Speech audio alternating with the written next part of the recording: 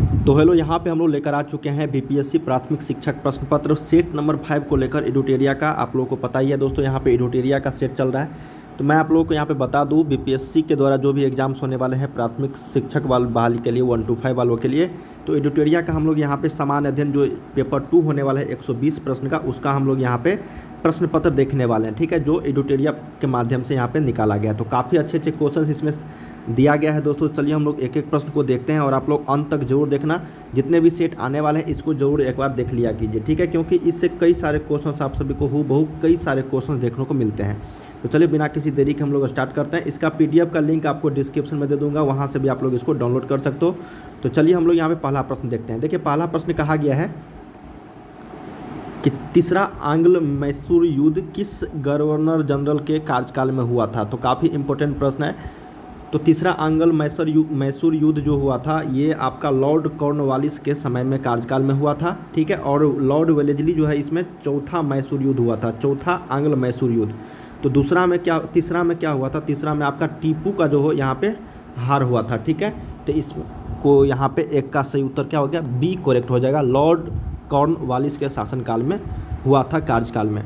चलिए second number प्रश्न देखते हैं क्या कहा गया है। सेकेंड नंबर है कि ब्रिटिश संसद के लिए चुने जाने वाले पहले भारतीय कौन थे। देखिए ब्रिटिश संसद जो था उनमें पहले भारतीय जो चुना गया था वो था दादा भाई नौरोजी, ठीक है। तो दादा भाई नौरोजी जो है यहाँ पे चुने गए थे। 2 का सही उत्तर क्या हो जाएगा यहाँ पे, डी।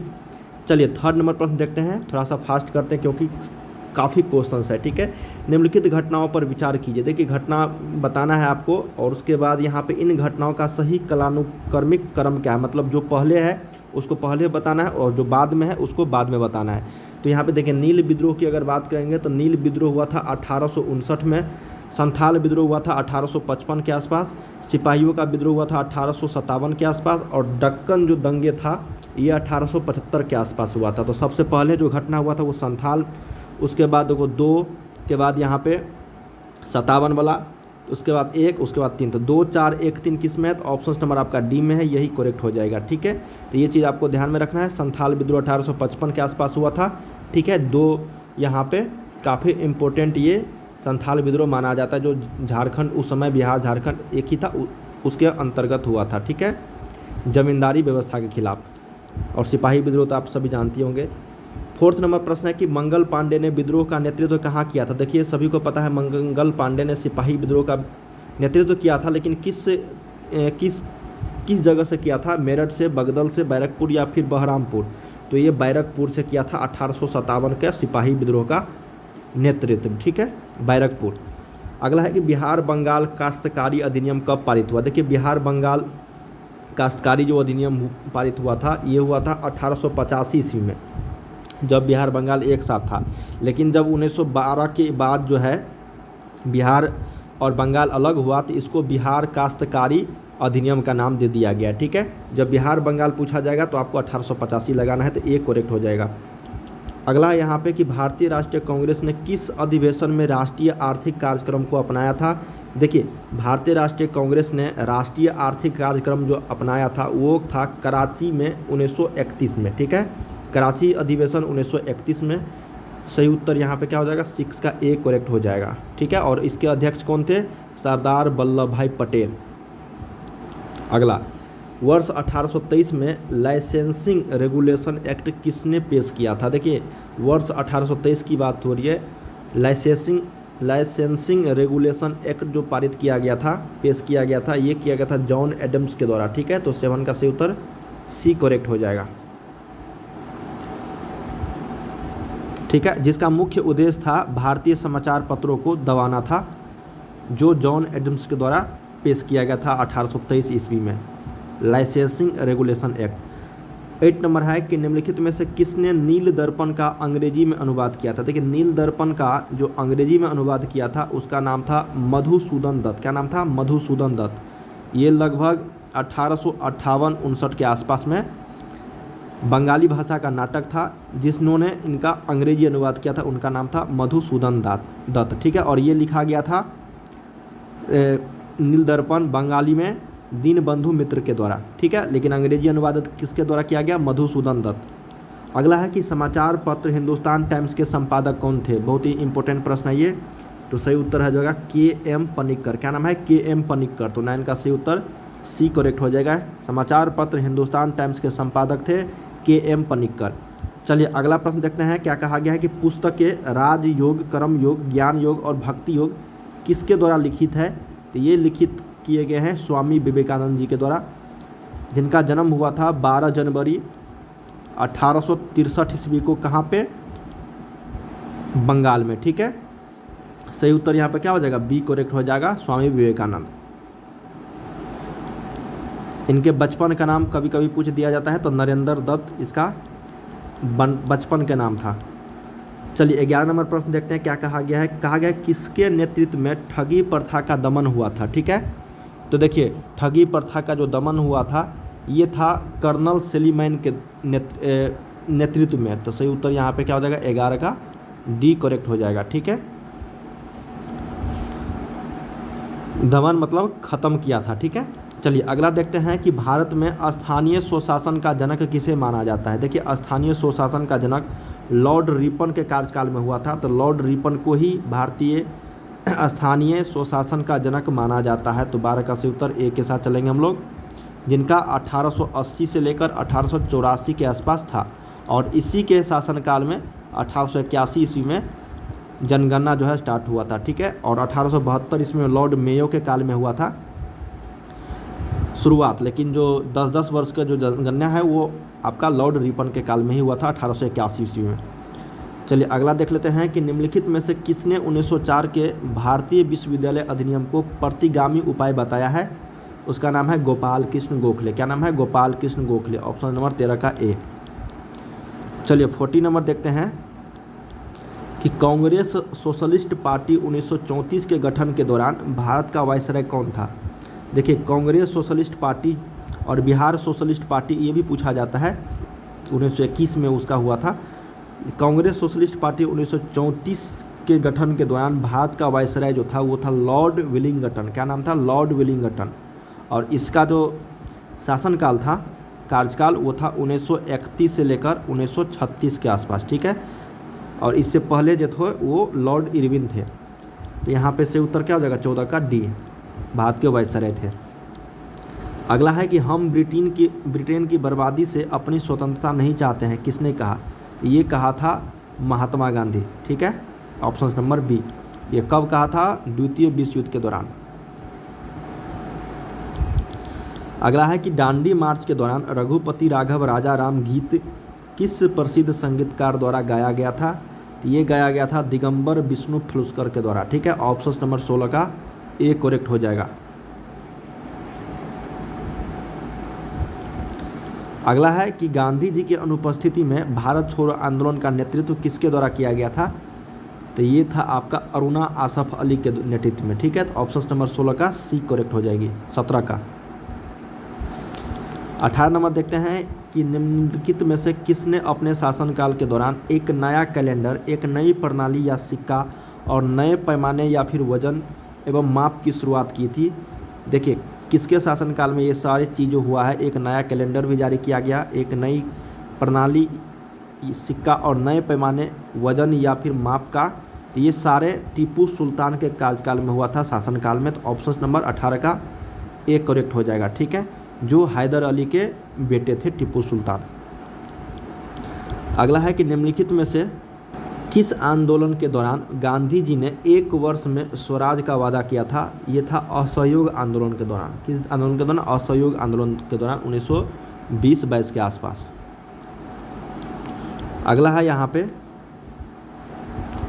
कि क्लीमेंट एटली की घोषणा के अनुसार भारत में ब्रिटिश शासन की समाप्ति किस तिथि तक होनी थी? देखिए क्लीमेंट एटली जो थे उस समय जब भारत आज़ाद हुआ था उस समय के तत्कालीन ब्रिटिश प्रधानमंत्री थे।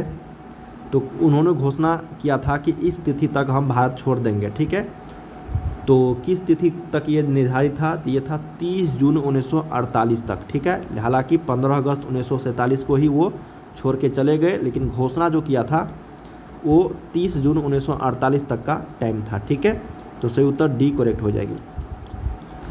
कैबिनेट मिशन भारत आया था। देखिए कैबिनेट मिशन भारत कब आया था? तो मार्च 1946 में आया था कैबिनेट मिशन।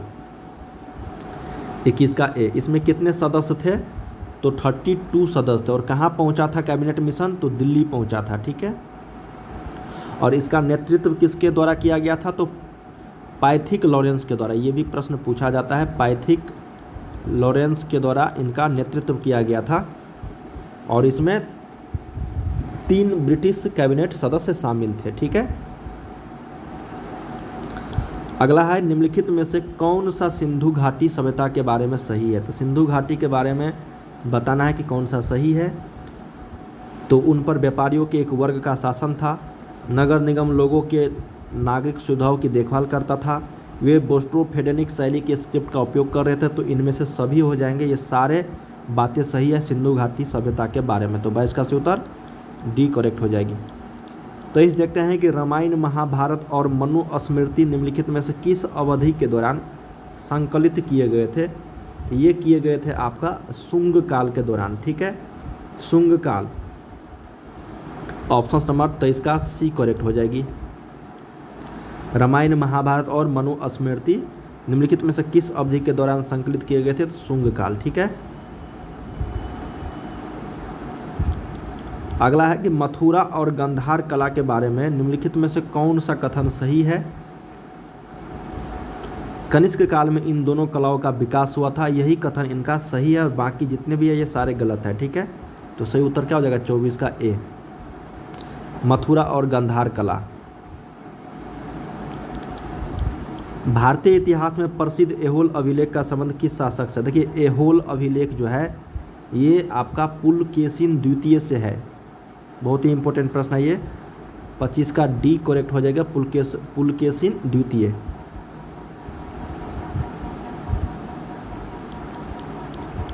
ऐहोल अभिलेख, ठीक है। निम्नलिखित में से किस विचारधारा को लोकायत दर्शन, जनता के दर्शन के रूप में भी जाना जाता है? लोकायत दर्शन जनता के दर्शन के रूप में भी जाना जाता है। किस विचारधारा को? वैशेषिक, न्याय, चारवाक या फिर इनमें से कोई नहीं। तो सही उत्तर हो जाएगा चारवाक, ऑप्शन नंबर सी 26 का। चारवाक जो थे वो एक भौतिकवादी, संकालु, नास्तिक और एक अपरंपरागत विचारधारा थे। ऑप्शन नंबर 26 का सी। 27 देखते हैं कि किस दिल्ली सुल्तान ने सबसे अधिक संख्या में नहरें बनवाई थी? देखिए सबसे अधिक संख्या में नहरें का निर्माण जो किया था वो दिल्ली सुल्तान का नाम था फिरोज शाह तुगलक। क्या नाम था? तुगलक वंश का शासक था ये, फिरोज शाह तुगलक, ठीक है, जिसने 1351 से लेकर 1388 तक दिल्ली की सल्तनत पर शासन किया था। अगला है, प्राचीन भारत के संदर्भ में वाग्भट द्वारा लिखित अष्टांग संग्रह का संबंध जो है किससे है? तो ये चिकित्सा से है, ठीक है। ऑप्शन नंबर 28 का बी करेक्ट हो जाएगी। 29 नंबर देखते हैं क्या कहा गया है कि चिश्ती संप्रदाय के किस सूफी संत को चिराग ए दिल्ली का चिराग के नाम से जाना जाता था? तो उसका नाम था Sheikh Nasiruddin Mohammad. Option number B यहाँ पे करेक्ट हो जाएगा। नेक्स्ट है यहाँ पे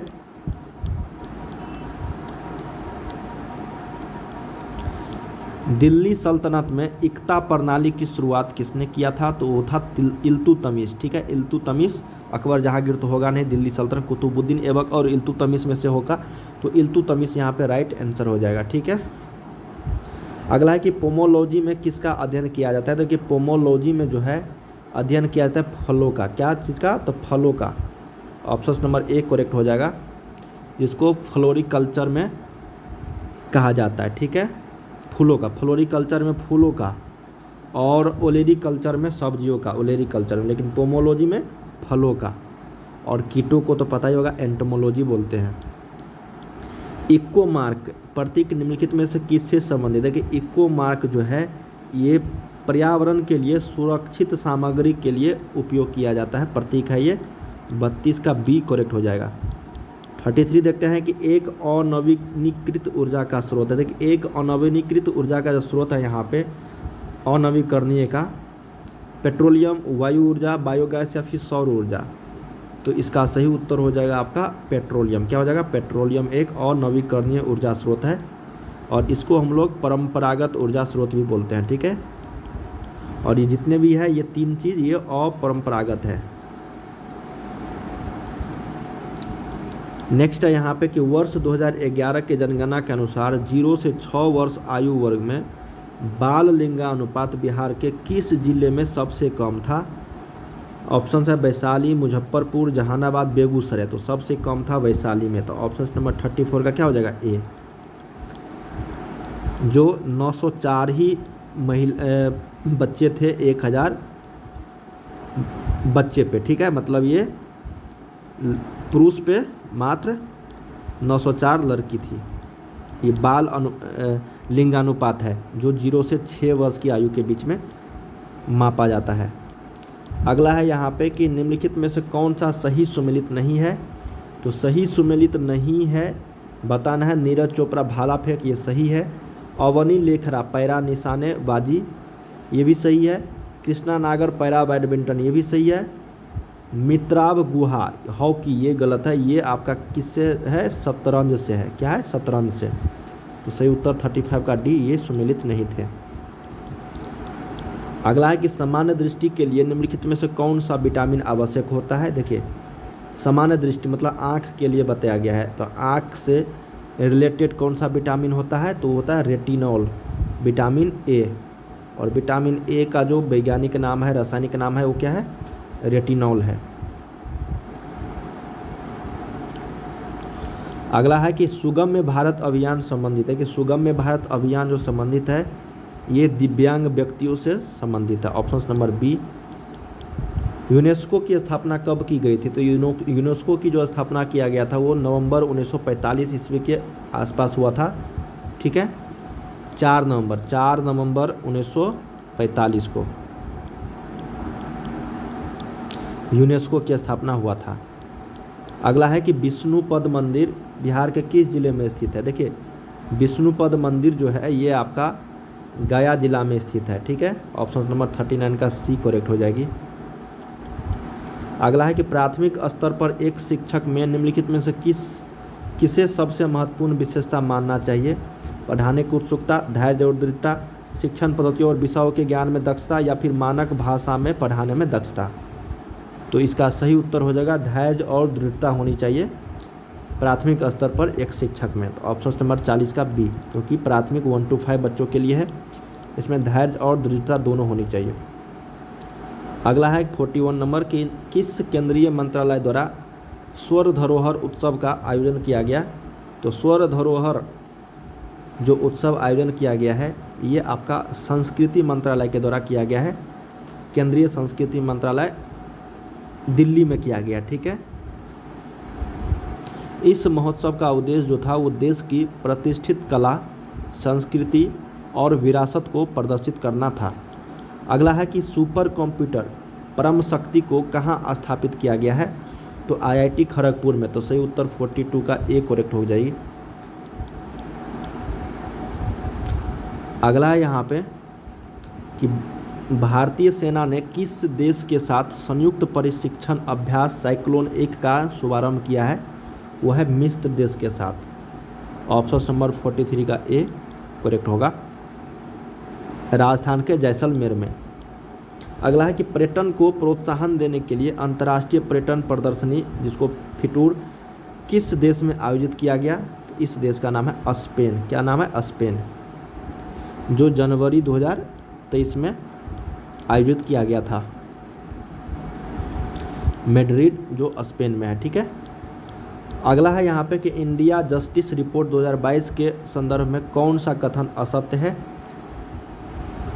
बड़े राज्यों में प्रथम स्थान कर्नाटक का है, इसमें बिहार का स्थान अंतिम है, इसमें पश्चिम बंगाल का स्थान अंतिम से दूसरा है, छोटे राज्यों में सिक्किम श्रेष्ठ स्थान पर।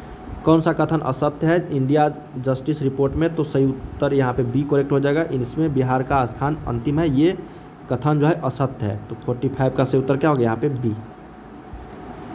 कर्नाटक जो है ये श्रेष्ठ राज्य है, ये सही है। इसमें पश्चिम बंगाल का स्थान अंतिम से दूसरा है, ये भी सही है। छोटे राज्यों में सिक्किम श्रेष्ठ स्थान पर है, ये भी सही है। और सबसे जो नीचे है अंतिम वो है यूपी, न कि बिहार, ठीक है। सबसे नीचे यूपी, उसके बाद पश्चिम बंगाल, उसके बाद बिहार का स्थान है, मतलब बिहार का स्थान 3rd है। अगला है कि फोर्ब्स 2022 द्वारा जारी विश्व की 100 सर्वाधिक शक्तिशाली महिलाओं में भारत के वित्त मंत्री श्रीमती निर्मला सीतारमण को कौन सा स्थान प्राप्त हुआ है फोर्ब्स 2022 के अनुसार? 36वां स्थान प्राप्त हुआ है, 36वां। ऑप्शन नंबर क्या हो जाएगा यहाँ पे? बी करेक्ट हो जाएगी। और भारत में टोटल कितने महिलाओं को शामिल किया गया था? तो टोटल 6 महिलाओं को, ठीक है। फीफा विश्व कप 2022 के संबंध में कौन सा कथन असत्य है? गोल्डन बूट पुरस्कार किलियन एम्बापे को दिया गया, सही है। गोल्डन बॉल पुरस्कार लियोनेल मेसी को दिया गया। अर्जेंटीना ने यह दूसरी बार खिताब जीता है, ये गलत है। अर्जेंटीना ने यहाँ पे ये तीसरा खिताब जीता है, ठीक है, ये गलत है। बाकी ये सभी सही है। ऑप्शन नंबर क्या होगा यहाँ पे? सी, दूसरा नहीं या तीसरा है। अगला प्रश्न देखते हैं कि निम्नलिखित में से कौन सा राज्य स्वयं का जलवायु परिवर्तन मिशन करने वाला देश का पहला राज्य बन गया है? उसका नाम है तमिलनाडु। क्या नाम है? तमिलनाडु। ऑप्शन नंबर 48 का बी यहाँ पे सही उत्तर हो जाएगी। अगला यहाँ पे कि किस विभाग के पौधे को पादप वर्ग का उभयचर कहा जाता है? तो किस विभाग के पौधे को पादप वर्ग का जो उभयचर कहते हैं हम लोग, उसका नाम है ब्रायोफाइटा। क्या बोलते हैं? ब्रायोफाइटा। तो 49 का से उत्तर ए करेक्ट हो जाएगी। चलिए 50 नंबर देखते हैं कि सभी जीवों की रचनात्मक एवं क्रियात्मक इकाई जो होता है उसको हम लोग नेफ्रॉन बोलते हैं। क्या बोलते हैं? सभी जीवों की रचनात्मक एवं क्रियात्मक इकाई जो होता है, सभी जीवों की, देखो यहाँ पे क्वेश्चंस में अगर एक चीज़ अगर अलग कर दिया जाए, अगर वृक्क की रचनात्मक इकाई एवं क्रियात्मक इकाई पूछा जाएगा तब नेफ्रॉन होगा, ठीक है। लेकिन जब सभी जीवों की रचनात्मक एवं क्रियात्मक इकाई पूछ दिया जाए तब यहाँ पे से उत्तर कोशिका हो जाएगा। तो 50 का से उत्तर क्या हो जाएगा यहाँ पे? सी। और ये वृक्क की मतलब किडनी की रचनात्मक इकाई एवं क्रियात्मक इकाई है, रचनात्मक एवं क्रियात्मक इकाई। 50 का सी करेक्ट हो जाएगा। अगला है अस्थि जो होता है वो क्या होता है? देखिए अस्थि जो है एक आपका संयोजी ऊतक है। क्या है? संयोजी ऊतक। 51 का बी। नेक्स्ट प्रश्न है कि पित्त का निर्माण होता है। देखिए पित्त का निर्माण कहाँ पे होता है? तो यकृत में होता है। तो सही उत्तर यहाँ पे 52 का बी करेक्ट हो जाएगी।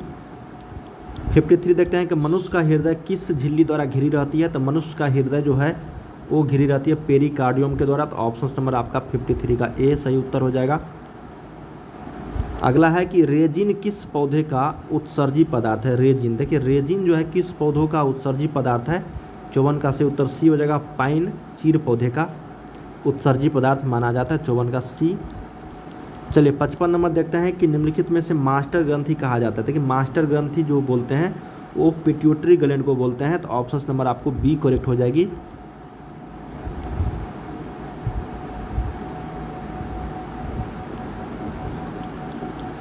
अगला है कि पक्षी तथा चमगादड़ के पंख किस अंग के उदाहरण है? देखिए पक्षी और चमगादड़ के जो अंग है वो असमजात अंग है, असमजात, ठीक है। ऑप्शन नंबर यहाँ पे बी करेक्ट हो जाएगा, समजात और असमजात। जैसे मेढक हो गया, पक्षी हो गया, कुत्ता, बिल्ली तथा मनुष्य के अग्रपाद, ये सारे क्या है? समजात अंग होते हैं, ठीक है। निम्नलिखित में से किस भौतिक राशि की इकाई में समय का 2 बार उपयोग होता है? किस भौतिक राशि में? त्वरण, विस्थापन, चाल या फिर वेग में? त्वरण में होता है क्योंकि मीटर प्रति सेकेंड स्क्वायर होता है। तो सेकेंड को 2 बार यहाँ पे उपयोग होता है। तो ऑप्शन नंबर ए करेक्ट हो जाएगी।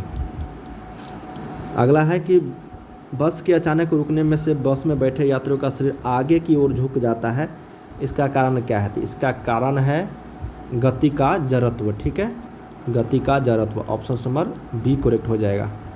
और ये न्यूटन के प्रथम नियम के अनुसार काम होता है, ठीक है। इसमें अगला है कि प्रत्यावर्ती धारा को दिष्ट धारा में परिवर्तन करने की युक्ति को क्या बोलते हैं? मतलब एसी को डीसी में। तो एसी को डीसी में जो कन्वर्ट करता है उसको हम लोग रेक्टिफायर बोलते हैं। क्या बोलते हैं? रेक्टिफायर। Option number B. अगला है यहाँ पे कि यदि किसी गतिमान वस्तु के वेग में दुगुना कर दिया जाए तो उसकी गतिज ऊर्जा पर क्या प्रभाव होगा? तो उसकी गतिज ऊर्जा जो हो जाएगी वो हो जाएगा आपका चौगुना। क्या हो जाएगा? चौगुना। इसका फार्मूला होता है ½ mv² काइनेटिक एनर्जी का, जिसमें से बोला गया है गतिमान वस्तु के वेग को अगर वेग को दुगुना कर दिया जाएगा तो ये क्या हो जाएगा, आपको चरगुना हो जाएगा, ठीक है, मतलब 4KE के बराबर हो जाएगा। इसको आप लोग इसको सोल्व करोगे तो 4 गुना हो जाएगा, ठीक है, डी करेक्ट हो जाएगी। अगला है कि वे वस्तुएं जो प्रकाश उत्सर्जित करती है उसको हम लोग बोलते हैं, देखिए जो वस्तुएं प्रकाश उत्सर्जित करते हैं उसको हम लोग ल्यूमिनियस बोलते हैं, प्रदीप्त वस्तुएं बोलते हैं, तो 61 का ए करेक्ट हो जाएगा। 62 है कि उत्तल लेंस की क्षमता होती है, देखिए उत्तल लेंस की जो क्षमता होता है धनात्मक होता है, क्यों होता है धनात्मक, ठीक है, क्योंकि उसकी फोकस दूरी आपको पॉजिटिव होता है, इसीलिए इसका क्षमता भी होगा पॉजिटिव। अगला है यहाँ पे कि दूरदृष्टि दोष जो हाइपरमेट्रोपिया को दूर करने के लिए किस लेंस का व्यवहार होता है, तो उत्तल लेंस का उपयोग करते हैं, और अवतल के लिए निकट। नेक्स्ट है यहाँ पे कि वोल्ट मीटर का क्या कार्य होता है, देखिए वोल्ट मीटर का जो कार्य होता है वो विद्युत परिपथ में किन्हीं दो बिंदुओं के बीच विभवांतर को मापना, वोल्ट मीटर का काम यही है। 64 का बी। 65 है कि विद्युत जनित्र का सिद्धांत आधारित है विद्युत चुंबकीय प्रेरण के सिद्धांत पे, तो ऑप्शन नंबर 65 का बी करेक्ट हो जाएगा, सिंपल प्रश्न था ये। अगला है कि गैस का द्रव में परिवर्तन, देखिए गैस का अगर द्रव में परिवर्तन होता है, ठोस का, देखिए ठोस का अगर डायरेक्ट गैस में परिवर्तन होता है तो ऊर्ध्वपातन होता है, ठीक है, लेकिन गैस का अगर द्रव में होता है तो उसको हम लोग संघनन बोलते हैं, क्या बोलते हैं संघनन, ऑप्शन नंबर 66 का सी।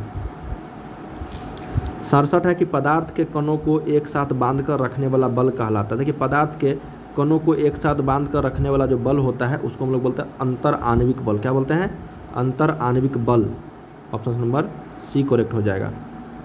68 देखते हैं कि दो असमान घनत्व वाले अमिश्रणीय द्रव पदार्थ को किस विधि द्वारा अलग किया जा सकता है, तो पृथक्करण कीप विधि के माध्यम से, 68 का ए। चलिए 69 देखते हैं कि निम्नलिखित में से भौतिक परिवर्तन का उदाहरण, देखिए भौतिक परिवर्तन का जो उदाहरण है वो आपका क्या हो जाएगा, यहाँ पे वो जल का जमना हो जाएगा, ठीक है, जिसका भौतिक परिवर्तन जो भौतिक अवस्था होती है वो चेंज हो जाता है, ठीक है, जैसे दूध का दही जमना हो गया, ये सारे भौतिक परिवर्तन का उदाहरण है। लोहे पर जंग लगना, मोमबत्ती का जलना, कोयले का जलना, ये सारे आपका रासायनिक परिवर्तन हो जाएगा, ठीक है, ऑप्शन नंबर यहाँ पर 69 का सी करेक्ट हो जाएगी। चलिए नेक्स्ट देखते हैं कि अमोनिया जो है निम्नलिखित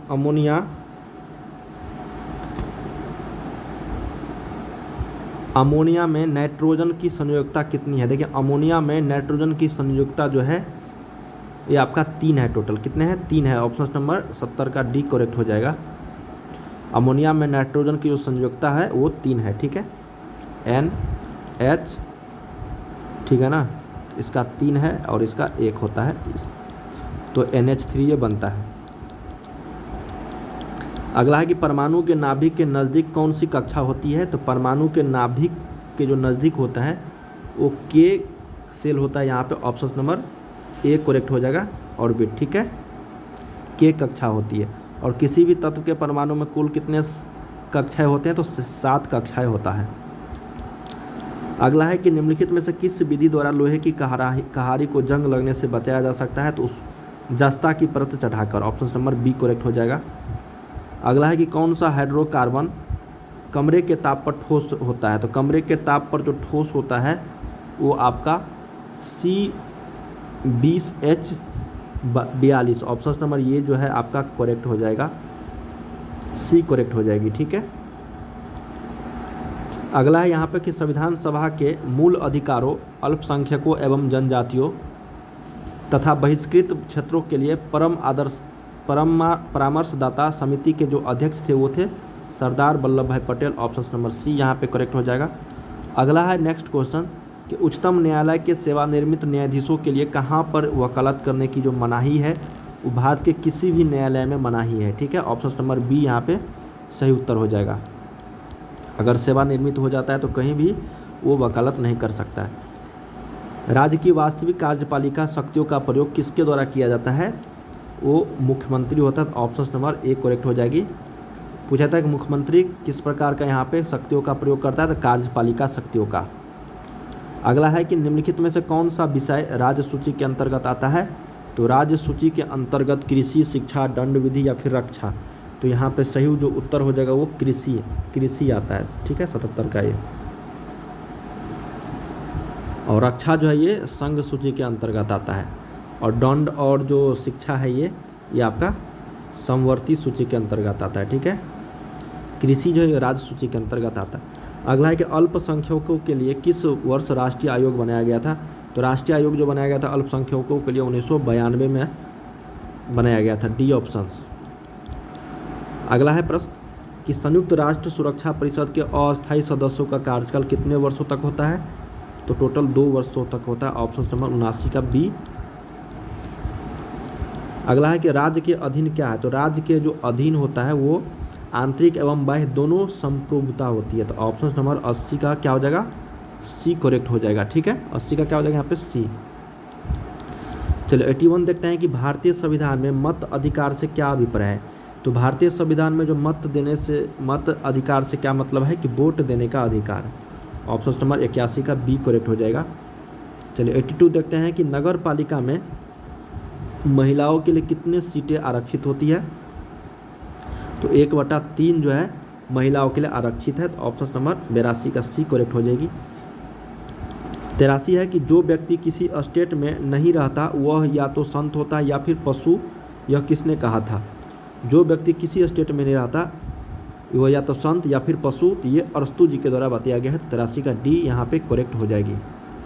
84 नंबर प्रश्न है कि किसी व्यक्ति के वास्तविक जीवन स्तर का आकलन किया जा सकता है प्रति व्यक्ति आय द्वारा, ठीक है। प्रति व्यक्ति आय द्वारा किसी भी व्यक्ति के वास्तविक जीवन का स्तर प्राप्त किया जा सकता है, 84 का सी। 85 देखते हैं कि प्रथम पंचवर्षीय योजना किस मॉडल पर आधारित था? तो प्रथम पंचवर्षीय योजना जो था वो हेरोल्ड डोमर मॉडल पर आधारित था, और द्वितीय जो था ये आपका महालनोबिस पे आधारित था, ठीक है। अगला है कि भारतीय अर्थव्यवस्था के स्वरूप के बारे में निम्नलिखित में से कौन सा एक विकल्प सही है? तो मिश्रित अर्थव्यवस्था है भारत में। अगला है कि बिहार में धान के फसल उत्पादन में सबसे अग्रणी जिला कौन सा है? तो सबसे ज़्यादा जो धान की खेती होती है वो होता है रोहतास जिला में। कहाँ पर होता है? रोहतास जिला में, ऑप्शन नंबर 87 का सी।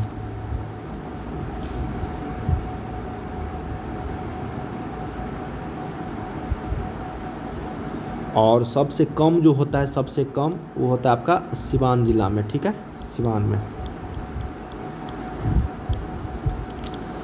महाविस्फोट सिद्धांत किससे संबंधित है? कि महाविस्फोट जो सिद्धांत है वो ब्रह्मांड की उत्पत्ति से संबंधित है, ठीक है।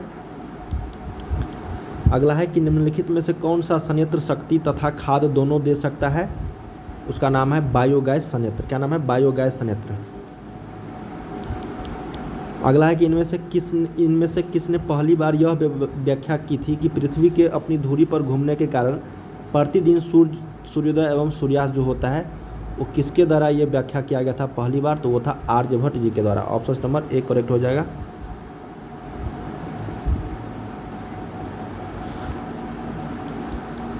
चंद्रमा के धरातल पर 2 व्यक्ति एक दूसरे की बात नहीं सुन सकते क्योंकि चंद्रमा पर वायुमंडल नहीं है। पृथ्वी निम्नलिखित में से कौन सा एक समय की प्राकृतिक इकाई नहीं है? तो समय की जो प्राकृतिक इकाई नहीं है चंद्रमास, दिवस, मानक समय, उष्णकटिबंधीय वर्ष, ये करेक्ट हो जाएगा 92 का ए। सॉरी, मानक समय नहीं है, ठीक है। बाकी ये सारे हैं, उष्णकटिबंधीय वर्ष भी है और चंद्रमास भी है, दिन भी है, लेकिन मानक समय ये समय की कोई प्राकृतिक इकाई नहीं है, ठीक है, 92 का सी। 93 देखते हैं कि सवाना का सर्वाधिक विस्तार है। देखिए सवाना जो है सर्वाधिक इसका विस्तार सवाना घास का वो है अफ्रीका में। कहाँ पे? अफ्रीका में। और ये पूर्वी अफ्रीका में है। अफ्रीका में भी मुख्य रूप से कहाँ पे है? तो पूर्वी अफ्रीका। कौन कौन से देश? तो केन्या और तंजानिया देश में। नेक्स्ट प्रश्न है कि भौगोलिक दृष्टि से भारत के निम्नलिखित जिलों में से कौन सा जिला सबसे बड़ा है? जिला की बात हो रही है, राज्य तो सबसे ज़्यादा राजस्थान है, लेकिन सबसे बड़ा जिला जो है वो कच्छ है। गुजरात का कच्छ जिला जो है वो क्षेत्रफल की दृष्टि से भारत का सबसे बड़ा जिला माना जाता है, जिसका क्षेत्रफल है लगभग 45,674 वर्ग किलोमीटर अकेला, ठीक है। जबकि बिहार का टोटल है कितना? 94,163। मतलब बिहार का आधा सिर्फ और सिर्फ कच्छ जिला ही यहाँ पे बड़ा है, भारत का सबसे बड़ा जिला। निम्नलिखित में से कौन भारत की सबसे बड़ी मीठे पानी की झील है? देखिए मीठे पानी की झील अगर बोला जाए तो वुलर झील है जो जम्मू कश्मीर में स्थित है। अगला है कि किस राज्य सरकार ने जनसंख्या नियंत्रण करने हेतु एक नई जनसंख्या नीति की शुरुआत की है? वह है Uttar Pradesh. Option number D correct हो जाएगी। इसके तहत क्या बताया गया है कि सिर्फ और सिर्फ आप 2 से अधिक बच्चों वाले व्यक्तियों की सरकारी नौकरी तथा अन्य सरकारी योजनाओं का लाभ प्राप्त नहीं हो सकेगा। इस जनसंख्या नीति की शुरुआत उत्तर प्रदेश यूपी सरकार ने की है। अगला है कि अपने प्रदूषकों के कारण कौन सी नदी जैविक मरुस्थल कहलाती है? वह है आपका दामोदर। क्या है? दामोदर, प्रदूषकों के कारण। और इसका उद्गम स्थान कहाँ है? छोटा नागपुर पठार जो पलामू की पहाड़ियाँ है। अगला है कि राष्ट्रीय पर्यावरण इंजीनियरिंग शोध संस्थान कहाँ पर स्थित है? तो यह नागपुर में।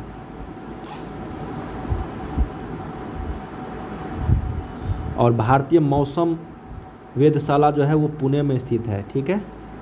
और भारतीय मौसम विज्ञान विभाग का मुख्यालय नई दिल्ली में है। और लखनऊ में क्या है? राष्ट्रीय वनस्पति अनुसंधान संस्थान।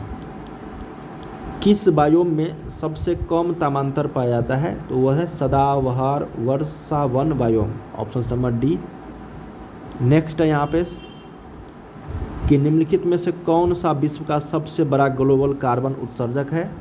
वह है आपका चीन में सबसे बड़ा ग्लोबल कार्बन जो है उत्सर्जक देश है चीन। तो हम लोगों ने यहाँ पे 1 से लेकर 100 तक क्वेश्चंस किए हैं। वो था सामान्य अध्ययन का। इसके आगे के जो क्वेश्चंस है वो आपका मैथ और सामान्य जागरूकता पर आधारित है। तो वो हम लोग अगली वीडियो में कवर करेंगे। तो चलिए हम लोग इस वीडियो को यहीं पर अंत करते हैं। इसके आगे का सेट नंबर 6 हम लोग लेकर आते हैं बहुत जल्द। और बिहार स्पेशल भी लेकर आ रहे हैं। बाय बाय सभी को।